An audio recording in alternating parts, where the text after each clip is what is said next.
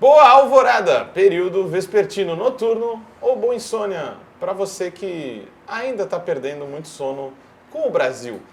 Sim, é um ano muito mais alegre, já que conseguimos vencer o neofascismo, pelo menos eleitoralmente, mas já com muitas emoções que a gente tem visto desde o começo de 2023. Eu sou Guilherme Prado e a gente está no primeiro episódio do Vozes Livres do ano. Temos muito a conversar por aqui. E achamos nada mais que apropriado trazer mais gente para a gente conversar por aqui, fazer já um balanço desses primeiros dias de 2023 que mais parecem décadas, não é mesmo, Aline, que nos visita novamente? Olá, pessoal do Vozes Livres. Estamos aí de novo discutindo esse 2023 que já começou aí. Já estamos em que mês mesmo de 2023? Temos muita coisa já para comentar, né? Tínhamos a presença do Rugai para enriquecer o nosso debate aqui, como foi fechando 2022. O Rugai passou mal, desejamos melhoras. E temos também o Eduardo aqui, né? Que é um reforço de peso nos bastidores também, agora para a mesa. E bem-vindo, Eduardo. Pela primeira vez numa mesa redonda mais de conjuntura, né? É numa mesa retangular de conjuntura, mas bom dia, boa tarde. Bom dia, boa tarde, boa noite para você que acompanha Vozes Livres. Rugai, melhoras para você, a gente espera aqui você no mês que vem ou na próxima, né? E é um prazer poder estar do lado de cada lente, ou do lado de cada lente aí batendo esse papo. Bacana, então galera, Rugai aí novamente, melhoras, volte logo, esperamos muito contar contigo neste ano. Mas vamos pro que interessa, né? Bom, galera, temos aí um ano que começa já com emoções fortes dentro da política institucional, fora dela. Tivemos um ato golpista nesse ano, temos uma crise em curso com a esfera militar, crise que na verdade já existe há um bom tempo, mas na verdade ela só vem e fica mais explícita agora nesse momento que a gente está vivendo. Temos aí imensos pepinos, né? Ou abacaxis, usando as expressões populares, para um governo Lula aí com uma coalizão, digamos assim, minimamente eclética, né, com a presença de pessoas sérias de esquerda, mas também aquelas setores um pouco mais, digamos assim, direitistas, centristas ou mais oportunistas da política brasileira. Muitos interesses para se conciliar, mas o governo Lula tem tentado e até tem adotado uma linha interessante para esse começo de governo, né? Então eu queria, para a gente começar o debate aqui, analisar um pouco como foi a posse, a linha ali discursiva do Lula. Acho que existem componentes, talvez alguns de Lula de 89, alguns componentes de Lula conciliador, mas acho que num saldo, um governo um pouco até mais à esquerda do que esperávamos, né? O que vocês acharam? As falas do Lula, inclusive, impressionaram bastante durante a posse, né? Principalmente quando ele fala aí de acabar com o teto de gastos. Eu acho que foi uma fala muito importante dele trazer para a questão econômica e tirar um pouco da questão ideológica das discussões, né? Que o problema do Brasil é a fome, é a falta de oportunidades, de emprego e diversas outras questões que ele trouxe e tirar um pouco desse plano ideal que não reflete a realidade, né? Então, eu acho que foi bem importante isso. A gente falava no final do ano passado que a composição dos ministérios do Lula, até então, ele estava tentando mostrar uma força interna, né? Não demonstrar uma fragilidade dentro da sua própria composição de ministérios. Isso ficou bem claro quando ele falou que dificilmente tiraria alguém, né? Acho que ainda não é hora da gente começar a riscar as carinhas dos ministros. No entanto, apesar das falas dele e de ter escolhido alguns nomes muito próximos ao PT, esse o final da primeira semana de governo já demonstrou que talvez essa força interna vai ter que ser construída não só na escolha dos ministros, mas de uma recomposição das forças institucionais mesmo e das lideranças das instituições. É interessante a gente ver que a composição dos ministérios, claro, ela foi eclética, congrega necessidades daquela suposta governabilidade por dentro, que a gente entende que seja importante, mas sempre critica também quando ela domina majoritariamente as atitudes do governo ali. Mas a gente vê nomes bem interessantes, a gente vê um governo Lula que tenta manter uma credibilidade técnica em parte dos ministérios, né, Edu? O que você achou aí? Tem algum destaque desses nomes de ministérios que você gostaria de elencar?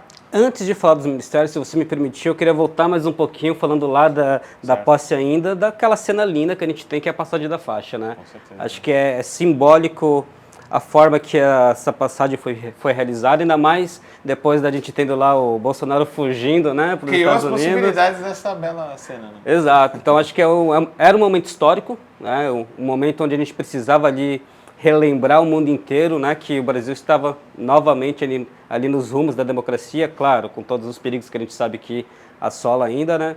Mas acho que a foto em si, o momento histórico que a gente teve ali dessa passagem foi belíssimo, né? Então queria só destacar que vale a pena relembrar, até se a nossa Vitória Felipe conseguir colocar aí na tela pra gente ver aí, ó. Se viram nos 30 Vitória colocando na tela a foto da posse, brincadeira, Acho que Vitória.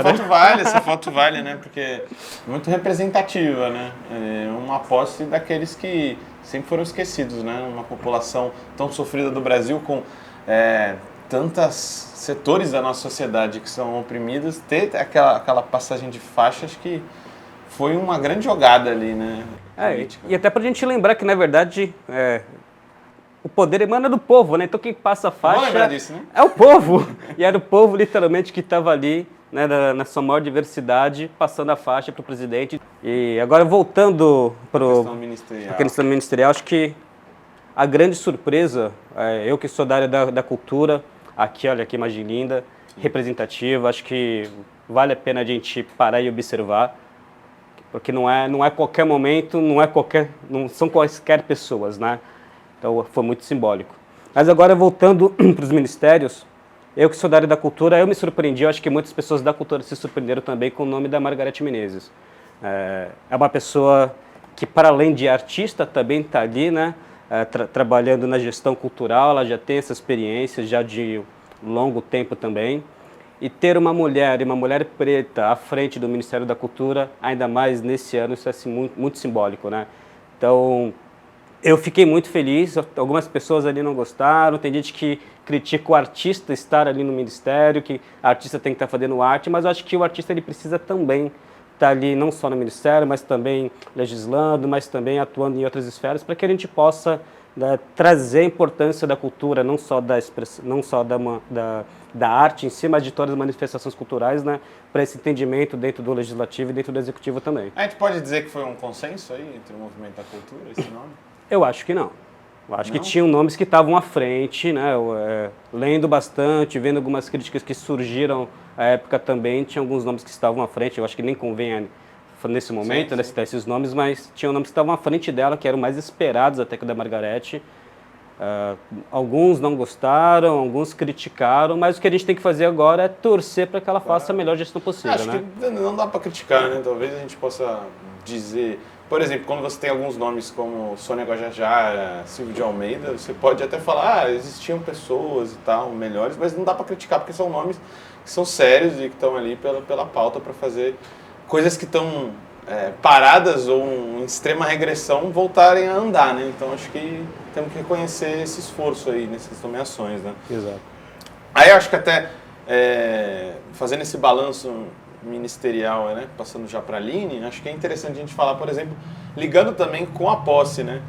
O cacique Raoni está presente naquele momento, simboliza a história sendo reescrita de um país, né, que ele foi erguido na exploração de corpos, na exploração das pessoas e da natureza, num processo que a gente acaba vendo aí de descolonização do Estado, né? Tem uma discussão muito forte, né, sobre a questão indígena no país, e a gente acaba vendo esse processo aí que começa com o Raoni e depois desembocar na questão, por exemplo, do Ministério dos Povos Indígenas, né? Então, a gente que é próximo ao pessoal, teve uma discussão muito forte sobre essa questão, mas eu entendo que, inclusive, essa questão do Ministério Indígena deveria ser um organismo autônomo do Estado brasileiro, que deveria ter um processo de eleição para sua representação, inclusive mais independente dos povos indígenas em si, né? Deixar essa disputa política para eles, né? Mas enfim, só botando aí um pouco de lenha na fogueira, Aline. O que mais que você acha desse ministério? Eu acho que é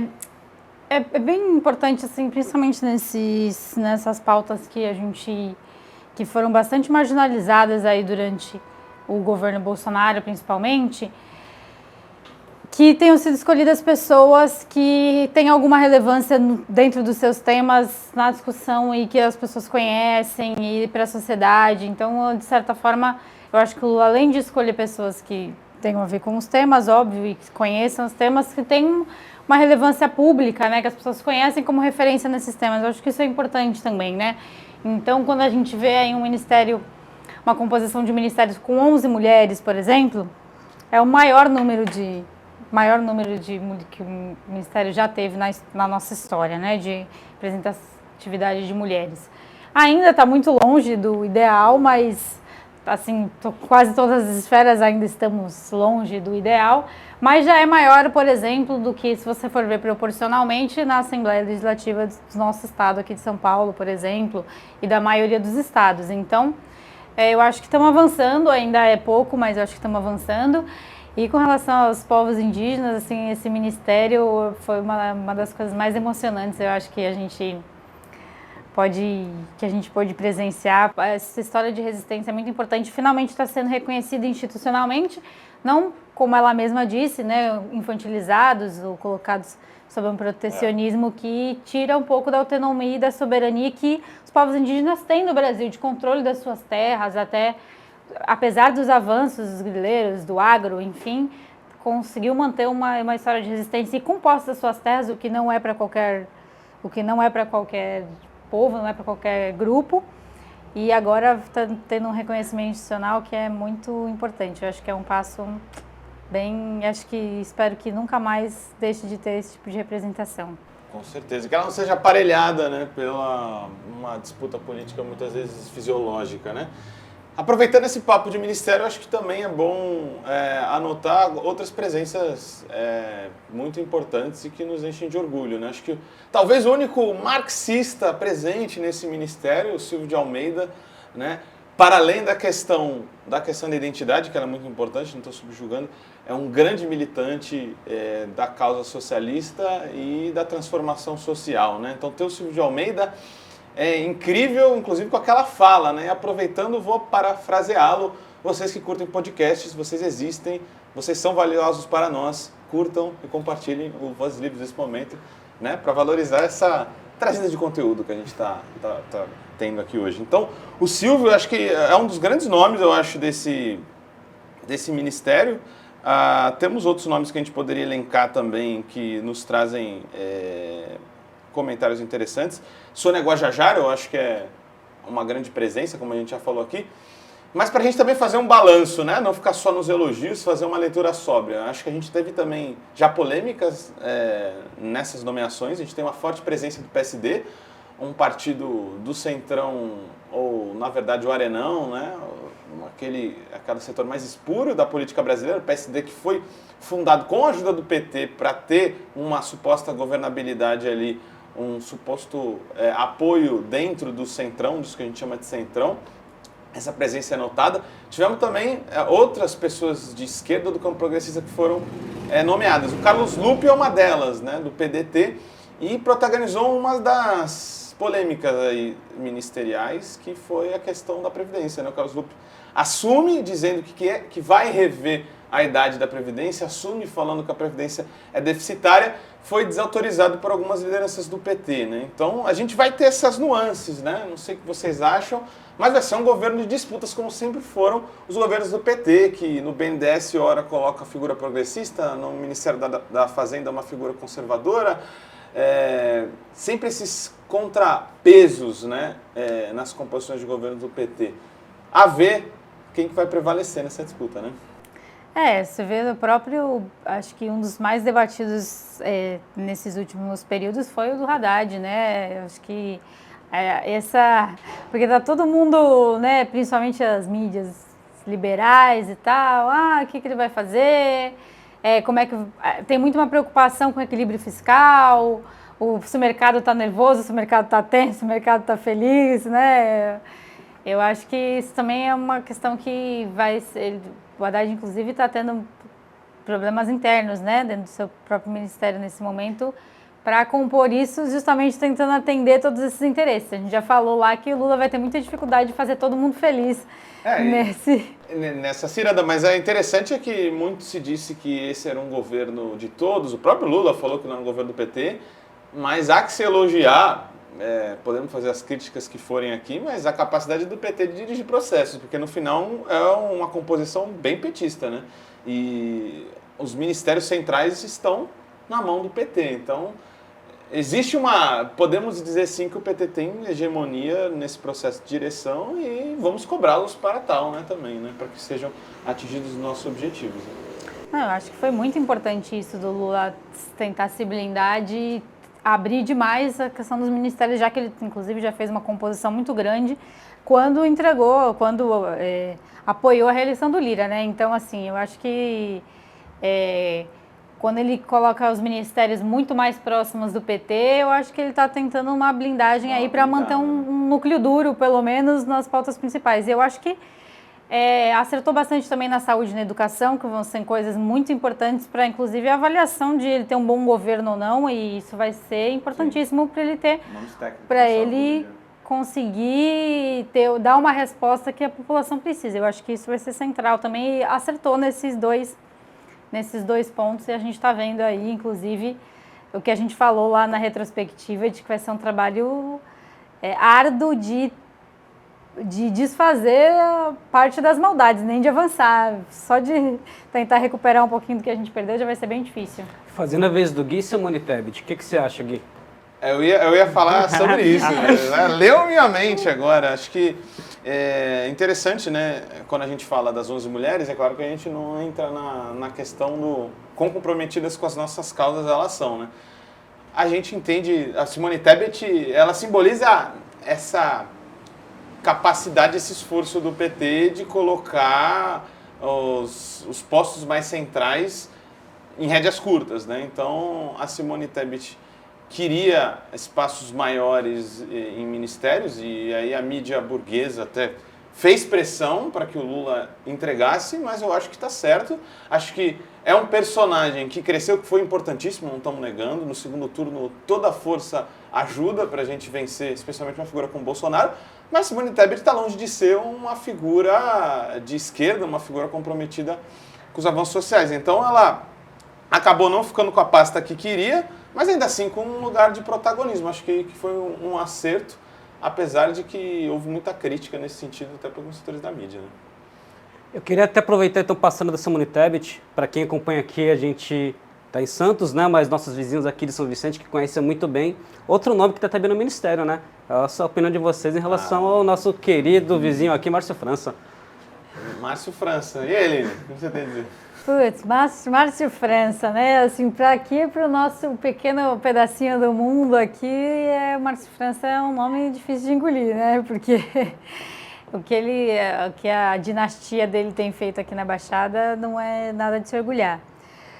Mas é um nome que já vinha conseguindo inclusive nos últimos anos aí, vinha conseguindo alguns quinhões importantes aí nessa divisão política e composição que o Lula fez. E você lembrou bastante do PSB como um partido aí que está crescendo nessas alianças. Uma coisa importante é o aceno contra a privatização do Porto, né? Eu acho que isso é uma boa... É um ponto estratégico para o Lula, né? Ele tem feito esse movimento de retomada do controle dos pontos centrais. O Porto é uma dessas pontos estratégicos que não dá para você abrir mão. Mas é um calcanhar de Aquiles, né? Porque sempre houve os processos de corrupção que explodiram nesse momento histórico que a gente tem, né? O PT, depois Temer, etc., governando o Brasil, o calcanhar de Aquiles geralmente foi essa pasta, né? Então, aqueles oportunistas que querem fazer dinheiro com a política sempre buscam essas pastas que distribuem recursos e que têm um grau de poder grande, né? Ele estava de olho no Ministério das Cidades, não conseguiu, mas ainda assim é um ministério que pode ser um calcanhar de Aquiles, para um ataque da mídia até ao PT, né? Porque a gente sabe que o França está longe de ser uma pessoa séria, né, nesse sentido. Não, e assim, na administração do Porto, a gente vai ver muita demanda ainda no sentido de, inclusive, da organização interna, né? Eu acho que, inclusive, vai ser uma pauta importante com relação a escândalos de corrupção se ocorrerem, né? Então, assim, como você disse, pode ser um calcanhar de Aquiles nesse sentido. E nem sei se o Márcio França vale tudo isso com moeda de troca, como uma... o que ele oferece para o PT em termos de acordos, de composição e tal, não sei. Será que o Márcio França chega até o final? Bom, mas vamos para a nossa segunda parte aqui desse nosso debate. Nesse bloco agora a gente vai abordar outro calcanhar de Aquiles, né? Que é a relação do governo Lula com os militares, né? Tivemos os atos golpistas que, enfim, produziram cenas muito lamentáveis em Brasília, quebras de obras de arte, destruição do patrimônio.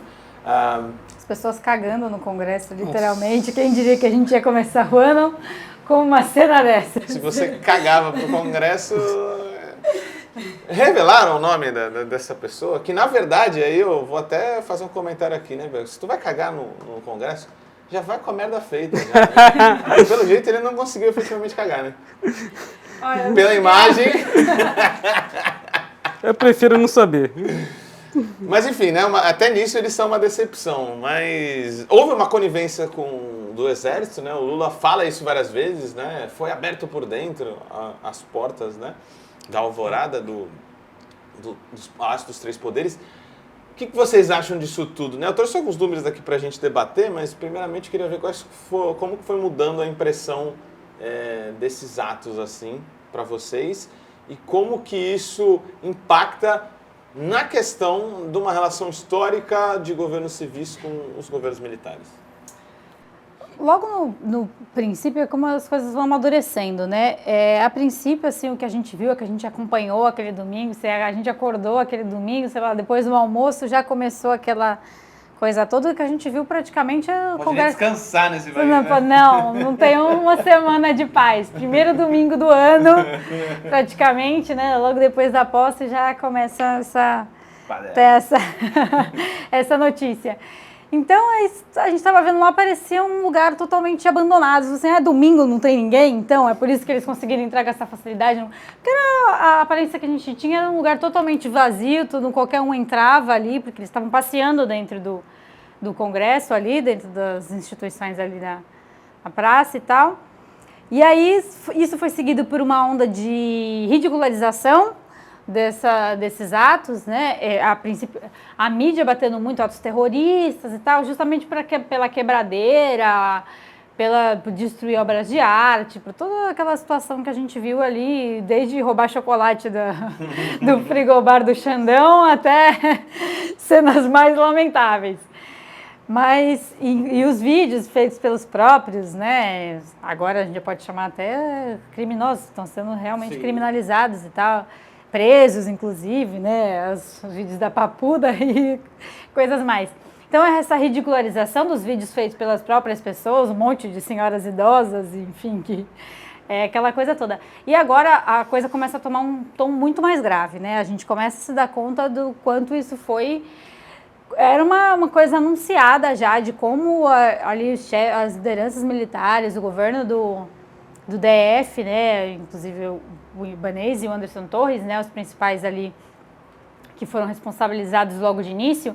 Então a coisa começa a tomar um tom muito mais grave agora, como isso tudo já estava anunciado, já era sabido, a Polícia Rodoviária ali federal acompanhando esses autores até o Congresso, né, e assim... E como o Exército, alguns nomes no Exército simplesmente deixaram a coisa acontecer, até apoiaram em certo sentido quando impediram que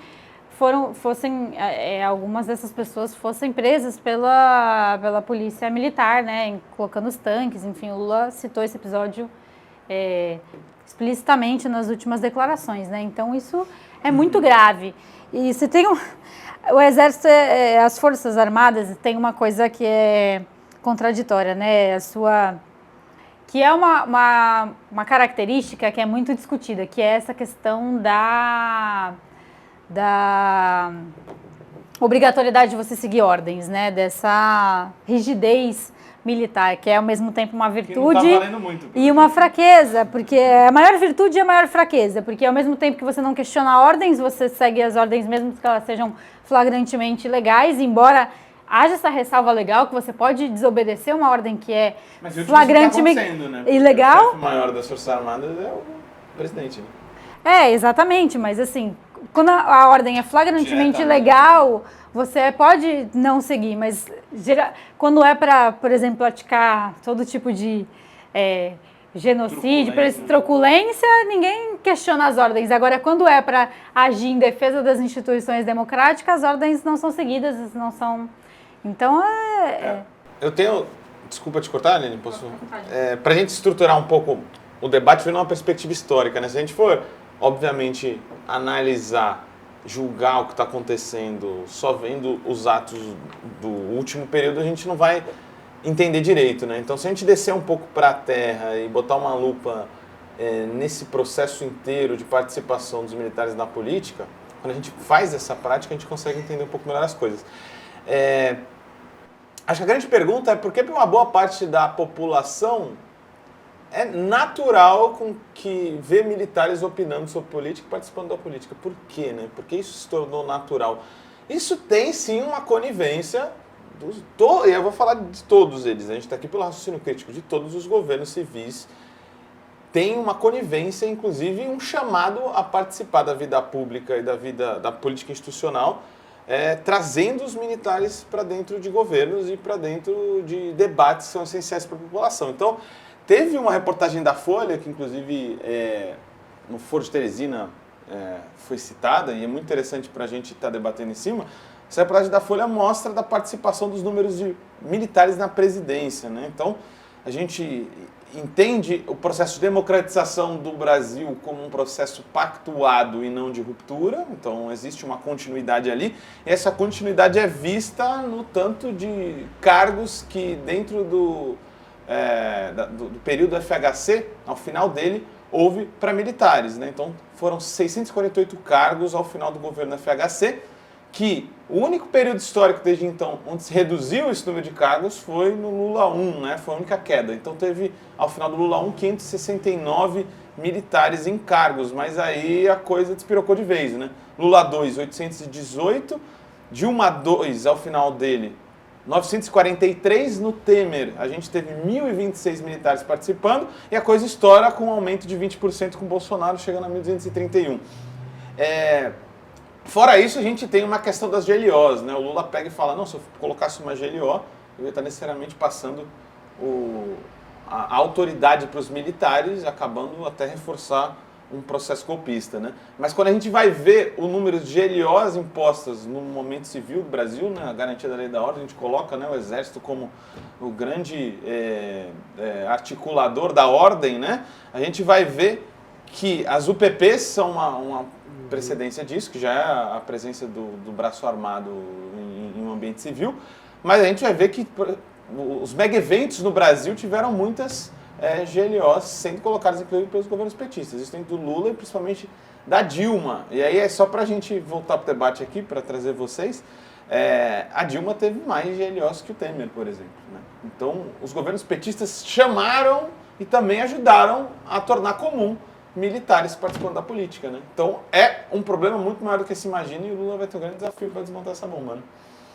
Com certeza. Eu acho que entre os militares a discussão com a sociedade civil, digamos assim, é muito menor, assim. Eu acho que se o encontro é menor, né? A gente discute menos essas questões internas militares e conhece menos, inclusive. A gente está mais envolvido com relação às polícias, que também são militarizadas e que são um problema também, mas a gente vê, principalmente no Rio de Janeiro, a atuação direta do Exército, né? Você citou as UPPs, eu acho que isso é um fator importante. E outra questão que é muito importante com relação, apesar de... Que o Exército cuida da segurança em relação ao externo, né? O interno não deveria arbitrar, né? Não só isso, eu acho que a gente está vendo agora com relação aos povos indígenas, com relação às vacinas, ao avanço do garimpo, do agro. O Exército tem um papel importante nisso, principalmente com relação às fronteiras e tal, como você citou a questão externa. Eu acho que isso tem ficado muito fora do controle do governo civil, assim. Eu acho que isso ajuda a eles terem esse poder todo, né? Um poder de barganha, inclusive, ter controle, inclusive controle direto sobre territórios, né? Sem uma supervisão e tal, sem um tipo de controle público disso, né? E que a gente conhece pouco, inclusive com relação... Quando o Lula faz essa nomeação por antiguidade, ele tenta dar um caráter, tenta não se envolver nisso, né? Essa não intervenção já é um aceno dando uma autonomia muito grande para o Exército. E o Bolsonaro não fez isso, ele colocou alguém da confiança dele, né? Então, assim, o Lula talvez tenha cometido um erro tentando apelar para essa questão, dando uma autonomia muito grande para o Exército e tentando dar uma institucionalização que talvez não caiba nesse momento. Inclusive, teve que tem uma disputa ideológica muito clara, né, sobre o pensamento militar, né, também a doutrina militar. E a fala do novo chefe das Forças Armadas, do novo comandante das Forças Armadas, é muito nesse sentido de há uma clara intenção aí dessas camadas militares, um favorecimento com esses atos autoritários e com relação ao Bolsonaro. Quer dizer, existe essa fração dentro do Exército que a gente não conhece e que a gente não discute, né? Assim, sim. E esses comandos que fazem essa influência golpista, eles ensinaram, doutrinaram as camadas mais jovens. Então não tem muito como resolver isso sem fazer uma disputa ideológica de doutrina dentro do âmbito militar, né? Quem fala muito isso é nosso companheiro Nildo Ourix, né? Do PSOL, aí, um grande crítico, inclusive, do PSOL. Sempre fala que a disputa ideológica da doutrina militar tem que ser feita, né? A formação, adotar um nacionalismo no melhor dos sentidos, né? De proteção das nossas riquezas e anti-imperialista, é claro, né? Uma doutrina que seja muito diferente da que é colocada hoje, né? E só para não ser injusto, né? A gente tem, claro, digamos assim, um pacto conservador mais intenso ou menos intenso dos governos civis com os militares, porém, parece que a gente está vendo uma tentativa de desmilitarização da política, né? Então, 18 de janeiro, aliás, 17 de janeiro, a gente teve 40 militares exonerados do Palácio da Alvorada e depois, em 18 de janeiro, mais 13 foram exonerados e agora a gente teve a demissão do Júlio César de Arruda e a admissão aí, a nomeação do general Thomas Paiva, que era do Comando Geral do Sudeste, aí, assumindo o Exército e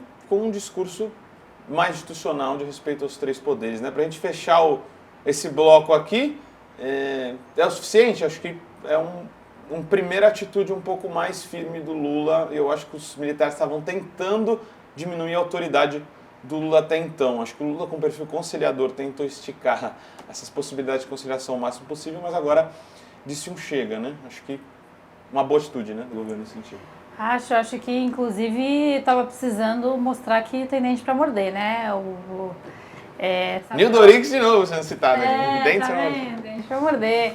Quando você deixa correr muito solto, acontece esse tipo de coisa. Eu acho que alguém precisava, a verdade é que alguém precisava rodar com essas coisas que aconteceram e com o papel. Qual o papel das Forças Armadas, afinal, né? Quer dizer, eu acho que isso precisa ser discutido, ter um debate público sobre isso, qual o papel das Forças Armadas, precisa discutir com toda a sociedade. A gente tem deixado muito para dentro das Forças Armadas discutir o papel delas, e não é esse o papel de uma força militar dentro de um Estado, né? Então, de um Estado democrático, um Estado de direito, né? Então, se a gente quer resgatar todas essa discussão do que é a nossa democracia, que ainda é muito deficitária, mas que é o nosso melhor campo de atuação nesse momento, a gente precisa discutir o papel das Forças Armadas dentro desse jogo. E isso precisa estar aberto para um debate público. Eu acho que o Lula faz um aceno nesse sentido de, assim como a escolha dos ministérios, ele colocou aí um núcleo mais petistas, eu acho que quando alguém vai ter que assumir essa bucha, ele está dizendo que as pessoas vão ser responsabilizadas. Inclusive, a troca do comando das Forças Armadas foi justamente o corpo mole do antigo comando na demissão dos militares envolvidos aí em ter, no mínimo, sido omissos durante os ataques ao Congresso. Nitidamente desrespeitaram talvez o que a gente está falando, a maior virtude militar, que é obedecer ordens, né? Então, se ele falou, olha, esses precisam ser responsabilizados, ele teve uma lista de demissões, de exonerações, e o comandante fez corpo mole e não quis, inclusive lá, o próximos ao Bolsonaro. Então, nada mais justo, mais certo do que ele ser destituído do cargo. Então, eu acho que não foi só um acerto, foi um aceno de que quem não seguir as regras mínimas, né, vai ralar. Vai para casa. Não, e é isso. Acho que fechando esse bloco, é preciso manter a coerência, né? Se os militares eles tentam sabotar a legitimidade e a autoridade ali de uma estrutura que é hierarquizada, eles têm que ser sancionados. Acho que tem alguns que vão falar assim: mas se você mandar todo mundo para casa, vão ter os mais jovens que são formados por esses mais velhos. Porém, é preciso mostrar autoridade em relação aos poderes das Forças Armadas, porque senão vai ficar muito difícil a relação e eles vão testar até o fim, esticar essa corda, né? Até porque não querem perder seus privilégios. E aí, gente, conectando aqui com a nossa última parte de hoje, né? Muita pauta, né? E até conectando com um papo até que o Edu vai nos orientar até para fechar essa equação. Acho que fazer um balanço desses 20 dias de governo é muito importante, um governo que se movimentou muito, né? Tem muita coisa a ser feita, né? O país está num nível de caos muito grande, mas a gente já tem alguns resultados aparecendo, né? Temos uma lista aqui de coisas para falar, mas a gente pode elencar as que a gente acha mais importante. E acho que para conseguir resolver todo esse problema de doutrina, de como pensa a população, de como pensa os militares, acho que a cultura vem bem a calhar, né? Cultura, quando a gente vai lá no site do PT Brasil, tem um card muito interessante que fala dos alcances dos primeiros dias de governo, né? Um desses alcances foram 10 bilhões aí destravados, destinados à cultura em 2023, né? Uma área que estava sendo muito arrasada por Bolsonaro. Como que você vê? E essa grana aí, de onde vem? É tudo da Lei Rouanet? Boa. Bom, acho que vale a pena a gente até voltar um pouquinho. Sim. A gente começa com a destruição da cultura, com esse programa de destruição da cultura lá com o governo Temer, né? Então, já o Temer ali acabando com o Ministério da Cultura, que logo depois volta, né? Mas já houve a primeira tentativa. Depois temos ali o governo Bolsonaro, aí sim, de uma vez por todas, acabando com o Ministério da Cultura. E aí esse projeto não só de destruição da cultura, né, mas vamos fazer as pessoas ali não pensarem, né, olhar aqui para frente sem pensar, que a cultura faz a gente pensar. Sim. É isso, né, a cultura faz a gente pensar, faz a gente sonhar, faz a gente criar, e isso, claro, gera medo em quem está ali nas camadas acima do poder. E a volta do Ministério da Cultura, ela é mais simbólica ainda, não só com a Margareth Menezes, mas também com o valor que ela vem, com esses 10 bilhões. É um valor recorde para o Ministério da Cultura. Claro, esses 10 bilhões, ele não é 100%, né, para ser utilizado da forma que a ministra quiser. Alguns valores já vêm carimbados. A gente tem, por exemplo, pouco mais de 3,8 bilhões, que é da Lei Paulo Gustavo, depois a gente fala um pouquinho mais dela. 3 bilhões carimbado para a Lei Aldir Blanc, e assim o restante, né, para o Ministério da Cultura, que por mais que aparente muito, por um país isolado e com toda a cultura desmantelada, déficit, né? Não é nada. Né? Se a gente for pensar bem, para atingir todas as pontas realmente, tirar ali do centro, do sudeste, né? E deixar que ela chegue em todas as pontas, que chega ao norte, isso é pouco mesmo. Né? Até dentro desses avanços, a Ancine, que também retomou, né, finalmente seus trabalhos, ela teve seu primeiro edital, né, dentro da estrutura desse edital, a questão da descentralização. Era importante, então, que nesse edital projetos de todos os estados fossem contemplados. Que é o caminho contrário do que estava acontecendo antes. Mas, olha só, agora em janeiro isso aconteceu. E na semana passada, quando saiu esse primeiro edital, o norte não tinha sido contemplado. Então, não havia recurso para o norte, então? Havia recurso para o norte, mas o norte não havia sido contemplado, não sabemos o porquê. E aí a ministra Margareth Menezes falou, não, o norte tem que ser contemplado. E foi então feita uma suplementação para que agora sim o norte seja contemplado também. Então é preciso ter cuidado, porque até mesmo dentro do governo que a gente tem e que a gente acredita que vai ser o mais amplo, plural e democrático possível, que a gente se policie para que realmente as pontas, e não só o Sudeste, né, como na maioria das vezes, seja contemplado e esses quase 10 bilhões de reais cheguem a todos os estados, a todas as cidades, ao fazedor de cultura que está lá na pontinha, nas casas de axés que estão lá na pontinha, não só a arte em si, né, mas todas as manifestações culturais também, né? Eu acho que o que você falou é bem importante, Edu, porque o papel da cultura, além de questionar todas as questões, inclusive por isso que o Bolsonaro foi um grande inimigo da cultura, principalmente por ela dar voz a várias questões. Eu acho que a questão LGBT, que foi muito ignorada pelo Lula até agora, inclusive, é uma questão a ser discutida, e das mulheres, da luta,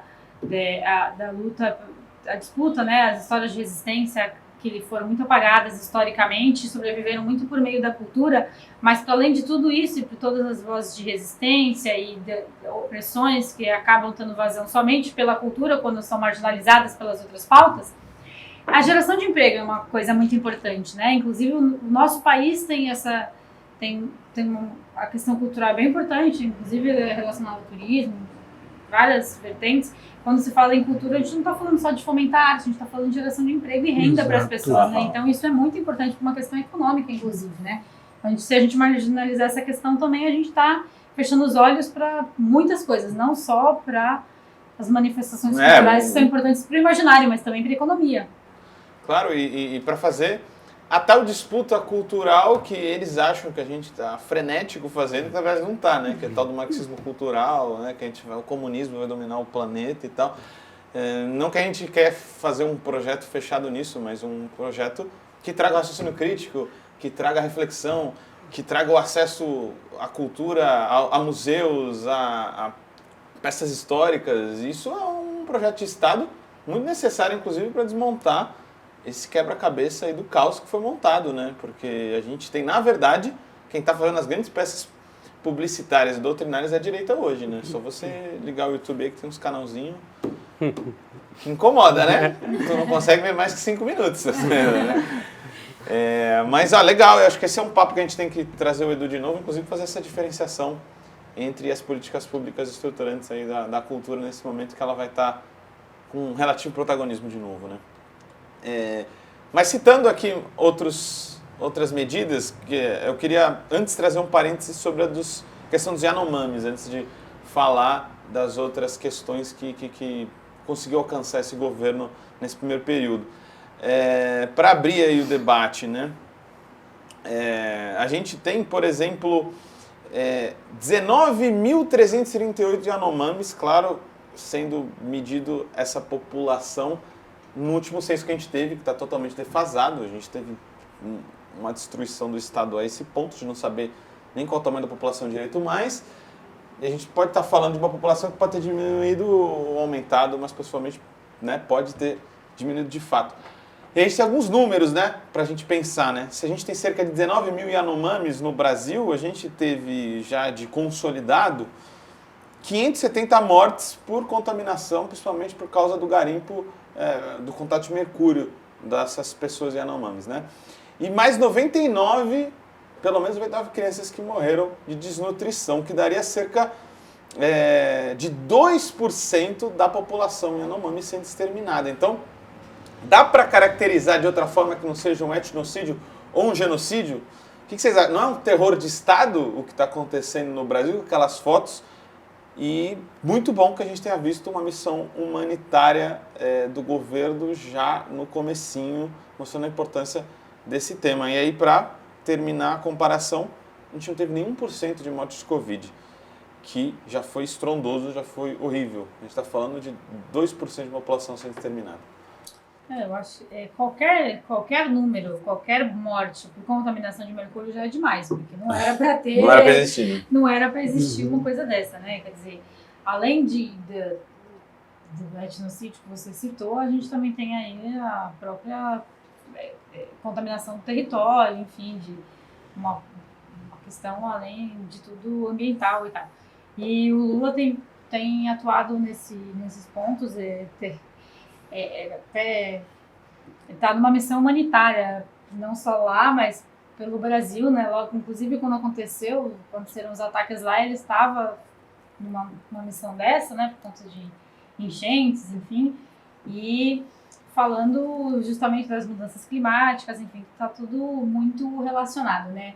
O que a gente precisa, na verdade, é retomar o controle do nosso território. O Brasil ficou totalmente, durante o governo Bolsonaro, totalmente desmantelada das instituições e virou terra de ninguém, né? Quer dizer, que acaba sendo dominada, né? Grileiros e tal. O problema são os ninguéms, né? Os ninguém. Grileiros, tráfico, milícia. E, exatamente, tudo isso são recursos que estão sendo drenados. Muito se fala das terras indígenas como se fossem terras que, primeiro, como se fossem terras que não estão sendo aproveitadas, né? Quando, na verdade, estão tendo ali sobre diversidade preservada. São terras de... Se a gente for pensar na propriedade privada, 5 anos te dá o direito de um usucapião, por exemplo, de uma usucapião. E os povos indígenas têm esse controle desse território há séculos, né? Então, assim, se você não tem direito maior do que esse, se você for pensar em termos de propriedade privada, e os povos indígenas não pensam nesses termos, o que é ótimo, porque além de resistirem aos diversos holocaustos que aconteceram, ainda conseguiram manter aí o controle dos seus territórios, os modos de vida, o que é mais importante ainda, talvez. E aí, eu acho que não tem proteção institucional maior do que se a gente fosse pensar em termos de própria proteção da propriedade privada, eles já teriam esse direito, né? E é o tempo todo questionado os direitos dos povos indígenas com relação aos seus territórios. E aí falam como se essa terra não está sendo aproveitada, é muita terra para pouco índio e tal. Porra, e aí você usa essas terras para contaminação. E tem 1 milhão de indígenas no Brasil. Não é pouca coisa. Você tem contaminação do solo, você tem esses recursos do ouro, inclusive, que está sendo extraído lá nos territórios aí que são ocupados pelos Yanomamis, não nem fica no Brasil, são utilizados, são drenados por empresas estrangeiras, inclusive a maior parte desse ouro vai para a Índia, inclusive. E aí, quer dizer, o que isso está sendo aproveitado pelo Estado brasileiro, não tem controle nenhum, está sendo drenado por grandes empresas estrangeiras. Ou seja, esse território que, em tese, está sendo mal aproveitado pelos indígenas, está sendo massacrado, destruído e não está tendo nenhuma vantagem para o Estado brasileiro, nem que fosse de recursos, de nada disso. Então, o que a gente vê é que, na verdade, os povos indígenas estão protegendo o nosso território, que era o papel que o Estado brasileiro devia estar fazendo. E me parece que a cultura tem um grande papel nisso, né, Edu? Lembro que, quando eu era jovem, eu passava lá, nos anos 2000, pela orla de São Vicente e via imensas peças publicitárias sobre o descobrimento do Brasil. Então, ligando um pouco essa questão dos Yanomamis com a cultura, acho que é uma grande missão de recolocar, ressignificar, né, o papel do indígena na formação do Brasil e na emancipação do país, né? Acho que já começa até pelo antigo Dia do Índio, né? Essa mudança de Dia do Índio para Dia dos Povos Indígenas. A gente já passa a ressignificar e dar uma outra importância, né? O FUNAI, inclusive, mudou para... Exato. Então, é importante que, desde esses pequenos primeiros detalhes, a gente comece a ressignificar para que possa, a partir daí, debater e, a partir do debate, chegar ao maior número de pessoas. E até uma fala do Bolsonaro, que vai, né, contra tudo que está acontecendo, mas ele lá na ONU ele disse que eles estavam ali defendendo, assistindo, né, os povos indígenas e principalmente tudo isso que aconteceu agora, eles estavam assistindo esses povos, né? Quer dizer, não era para estar acontecendo agora. Os povos Yanomami estavam sendo assistidos, isso no ano passado ou no ano retrasado, e foi dito publicamente para o mundo inteiro. Então, como que a gente chegou então nessa situação, né? Como que a gente consegue ver essas fotos que estão aí, né, em todas as redes, infelizmente, todo mundo chocado e quando eu digo todo mundo, com parênteses, né? Tem muita gente que consegue ficar transtornada vendo vídeos de uma senhora presa na Polícia Federal sem Wi-Fi, mas não consegue ficar chocado com essas imagens que estão circulando agora nas redes sociais. Sim. É muito mais importante eu ter um Wi-Fi dentro da carceragem da Polícia Federal do que ter uma criança com um mínimo de alimento. Então, é uma questão cultural, né? Isso vai da questão cultural de o que é importante para o ser humano. Isso vem na nossa essência, né? O que é importante para o ser humano? É importante que ela esteja bem? É importante que todos estejamos bem? Ou será que é importante só que eu esteja bem? Eu acho que vai para além do cultural, vai para a essência do que é, o que importa. não sei, às vezes eu fico pensando, será que tá dando certo o mundo? Não é melhor a gente dar uma brecada? Dá um reset aí, né? Volta um pouquinho, volta lá, joga o Brasil todo de volta para os povos indígenas e recomeça de novo? É assustador a gente ver a forma que as coisas estão acontecendo e estão andando, né? Por mais que a gente esteja num outro governo, ainda assim é muito assustador. O buraco é muito fundo. E a relativização de tudo isso, né? E colocar no mesmo patamar o que aconteceu lá com as pessoas, imagina, no Congresso, o que está acontecendo com os Yanomamis e muitos outros que a gente desconhece ainda, né? Exato. Com certeza essa questão dos Yanomamis não é... Aconteceu durante todo o governo Bolsonaro e foi noticiado, enfim, pessoas sendo no campus, assassinatos são, assim, diários, né? Quer dizer, coisas que a gente, inclusive, perdeu o mapeamento, perdeu os dados, isso que é muito grave também.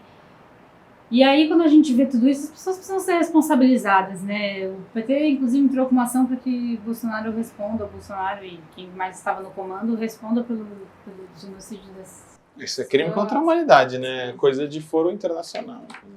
Exatamente. E assim, as pessoas precisam ter uma resposta para isso, porque não pode ser considerado uma coisa normal, não ser normalizada uma situação dessa. É um holocausto, né? É um holocausto e continua acontecendo, né? Se o Lula não tiver um controle muito firme de rearticular as instituições que fiscalizam tudo isso, a gente vai perder totalmente o controle.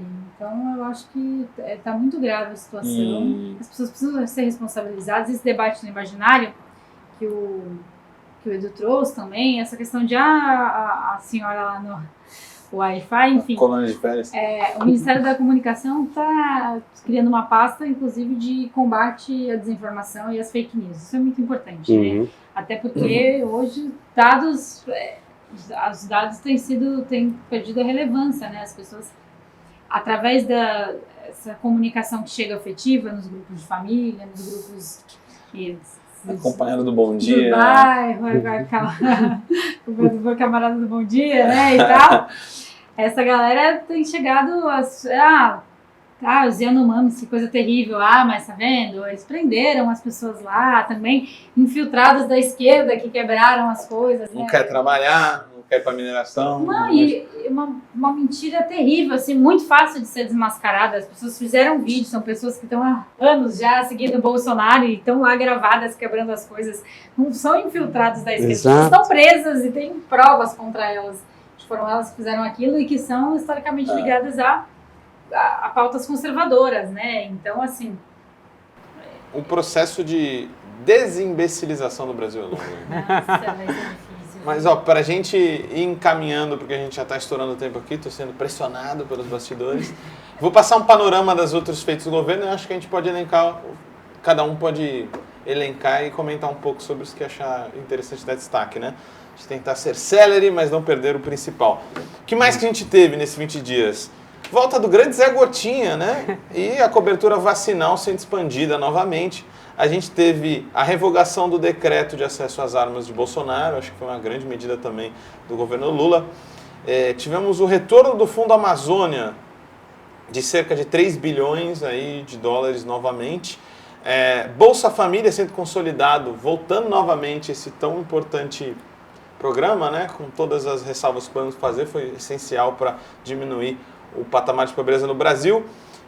O magistério teve aumento do seu piso de R$ 3.845 para R$ 4.420, né? Cerca de 14% de aumento também, aí os professores sendo valorizados, mediante aí uma lei de 2008 aí, né? No planejamento de carreira dos professores aí, no ensino básico. E a gente teve um desbloqueio também de 10 bilhões de reais da pesquisa científica. Olha que maravilha aí, cultura e pesquisa científica sendo valorizados nesse governo. E também a notícia de uma sanção presidencial aí, garantindo que a injúria racial se torne também crime de racismo. Então, um pequeno aí coquetel das boas notícias que tivemos nesse começo de governo aí. Como que vocês querem aí comentar? Vamos começar no Edu, ao contrário agora. Bom, o que então, você comentaria nesse eu vou fugir da sua lista, eu vou trazer mais uma vez relacionada à cultura, claro, que é o desbloqueio, mas dessa vez de 1 bilhão da Lei Rouanet, da tão falada Lei Rouanet. Tema. E quando a gente fala de desbloqueio, Assiste aí. vale lembrar que esse desbloqueio, esse bloqueio está desde janeiro do ano passado, durante o governo Bolsonaro. É 1 bilhão que está bloqueado desde a gestão anterior, do ano anterior. E agora sim ele foi desbloqueado. Então a gente está falando de orçamento de 2022, tá? Não é 2023. São 1.946 projetos que agora voltam, já haviam captado recurso e agora vão poder trabalhar. Quando a gente fala de Lei Rouanet, a gente não está falando que a Cláudia Raia vai lá e pegar R$1 milhão e vai colocar no bolso dela, não é isso. Foi o que chegou no meu zap.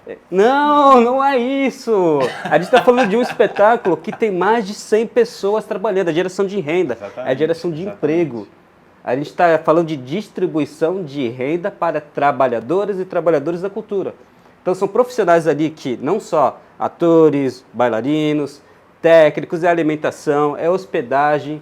A cultura, ela movimenta para além do espetáculo em si, ou seja, a manifestação, todo o comércio ao redor dela. Vamos lembrar que as pessoas têm que comer na cultura. As pessoas têm que comer. E quando a gente coloca um espetáculo, os profissionais ali, não só os artistas, mas todos os profissionais estão comendo, ele está comendo no restaurante ali da esquina. Claro. A gente está utilizando iluminação e está comprando ali na lojinha de iluminação da esquina. A gente está falando de roupa e a costureira ali da esquina que está trabalhando. Então a gente está movimentando, para além do espetáculo em si, uma grande rede ali em torno desses espetáculos ou dessas produções. Então é muito importante a gente ter esse valor desbloqueado para que a gente não possa não só trabalhar as manifestações culturais, mas que possa distribuir todos esses valores para quem está em entorno, para quem está ali produzindo e para que chegue mais e mais pessoas. São trabalhadores, não é mamata não. Mamata é aquele cartãozinho ali corporativo que está sendo passado. São trabalhadores da cultura. Verdade. Bom elencar isso, né? A gente nem acabou passando na questão do cartão corporativo, mas ainda focando nessa questão das boas notícias, Aline, o que você destacaria aí? Olha, não falamos do cartão corporativo, vamos falar disso, que a gente fica aqui discutindo, leite condensado que o Bolsonaro... Mas até que rodou bem, né, essa notícia por aí. Pois é, eu acho que falou-se tanto de combate à corrupção, né, olha aí, mais prova de corrupção, tá difícil, né, só faltou do dinheiro na cueca. Mas e o PT? Mas e a Lei Rouanet? Cara, tem uma padaria ainda na Costa que é cara, eu falei, meu Deus... É mais cara que essa padaria. Eu falei, se fosse no grau, eu acreditaria. Haja grau, hein, velho? Bom, mas voltando para as boas notícias, né? O clima foi lá embaixo, agora vamos voltar. A questão da injúria racial aí, virar crime de racismo, é muito importante, porque sai da esfera privada isso, né? O racismo, ele não atinge só a pessoa que sofre, ele atinge a sociedade toda.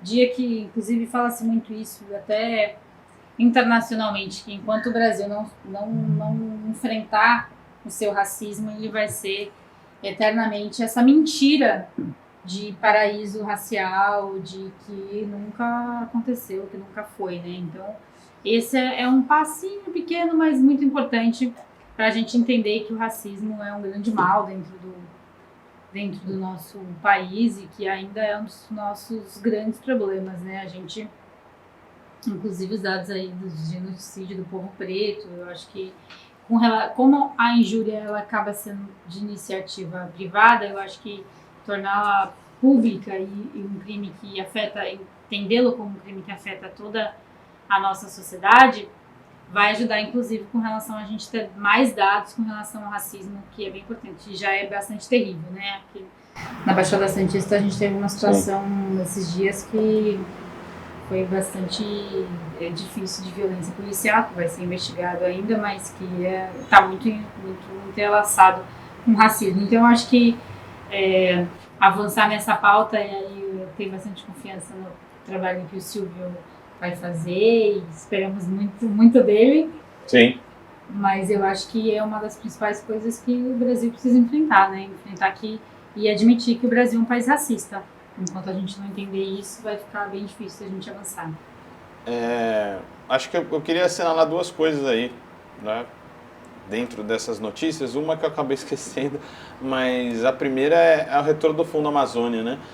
Mostrar que, assim como a cultura, o Brasil estava travado, estagnado, ou em processo de regressão em vários outros setores, né?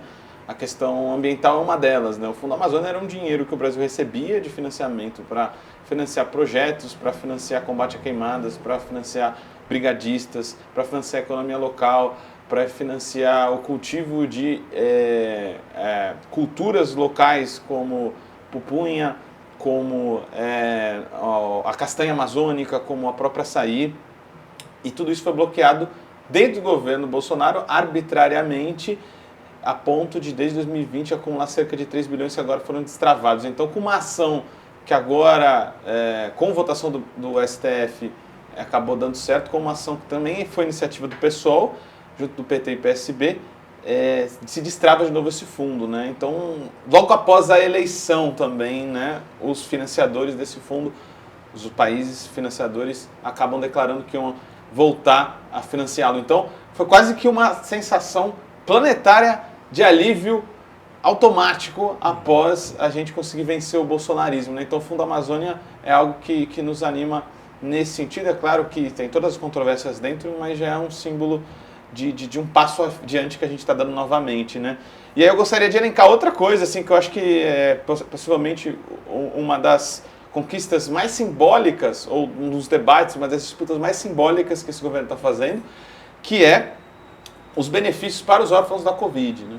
Eu acho essa medida, além de civilizatória, um marco que contrasta radicalmente com a omissão e que, inclusive, com o projeto de morte que tinha um outro governo na política da Covid, né? Então, o Silvio de Almeida está trabalhando nisso, o Ayrton Dias, da questão da assistência social, e um projeto de lei que é do PT, que ele determina que o BPC, o benefício de prestação continuada, pague um salário mínimo aos órfãos da Covid até os 18 anos. Então, é uma demonstração muito radical de contraste entre dois governos que lidam sob situações muito sensíveis de forma completamente opostas. Um pela omissão, pela destruição, pela negação, pela indiferença a famílias que foram destroçadas, e outro que tenta minimamente recuperar o tecido social distribuindo renda, né?